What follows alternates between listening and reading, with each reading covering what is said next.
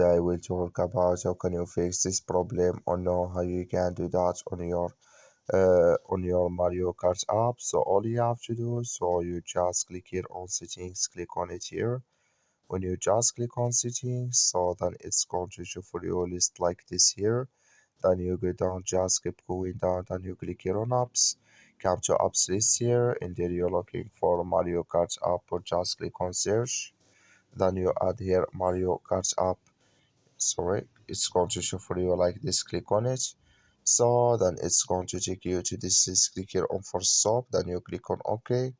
Then you go down, just click here on storage. Come to storage list here. Just click on clear cache. Then all you have to do, so you just go to your Play Store here. Click on Play Store. You search here for Mario Kart your app. It's going to show for you like this. You will find here update, click on it, and it's going to work with you.